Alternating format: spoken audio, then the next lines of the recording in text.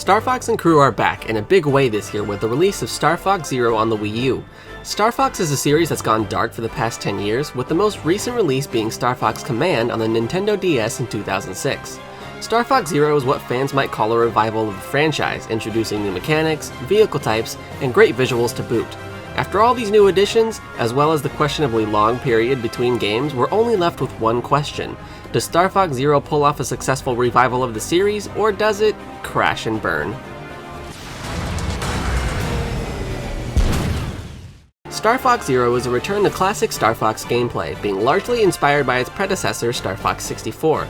The game follows our furry fighter pilot Fox McCloud as he pilots his way through various levels using the series' iconic R-Wing spacecraft, which flies like a dream thanks to the game's overall responsiveness and ease of maneuverability. Part of that maneuverability, and a new addition to the franchise, is the support of motion controls for aiming. The game allows the player to use the gamepad's built-in gyroscope for more precise aiming during the game's standard levels, as well as during the game's what I like to call open-air sequences. Understandably, this style of play isn't for everyone, and as such, the game does allow motion controls to be disabled if you're like me and prefer using dual sticks for aiming.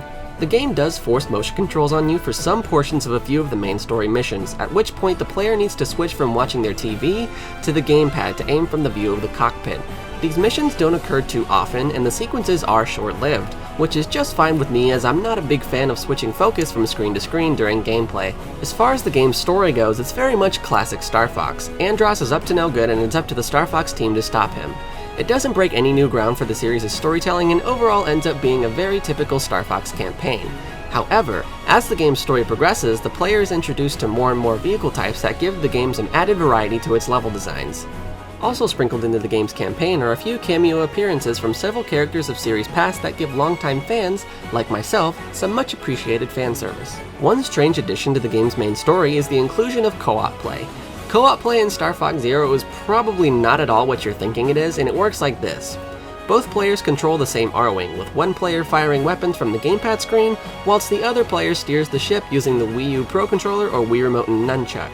It doesn't necessarily hurt the game in any sense, as it's completely optional, but the fact that co-op is here in this capacity only makes me wish that there was a true co-op experience here. Separate from the game's single-player story, Star Fox Zero features a training mode as well. Tailored to newcomers to the series, the training mode does a great job at walking the player through the basic functions of each vehicle type, as well as what they can do in an environment that never comes off as overwhelming. It's a nice testing ground to practice your maneuvers with each vehicle, as well as get a handle for the controls overall. Sound has always been an integral part of the Star Fox franchise, and Star Fox Zero is no different. The music here is nothing short of flawless. I mean, just listen to this game's opening theme.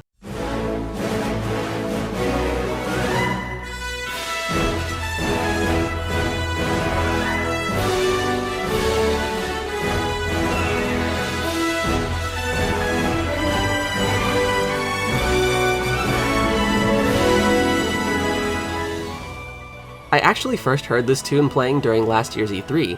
I said it then and I'll say it again now, the production value for this game's music is simply phenomenal. To me, it sounds like it would go well alongside a movie, or perhaps even a ride at a theme park. From beginning to end, the soundtrack never ceases to amaze by giving scenes more of a sense of scope with the big sounds it delivers again and again. Star Fox Zero is a return to form for the series, evoking feelings of nostalgia throughout while also maintaining its own identity. Although it doesn't make too many strides for the series as a whole, Star Fox Zero still manages to be the game that fans have been looking forward to for almost a decade.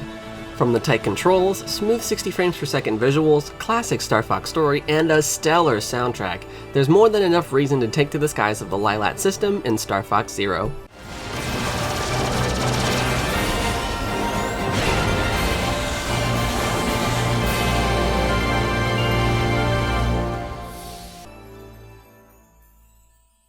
Barrel roll!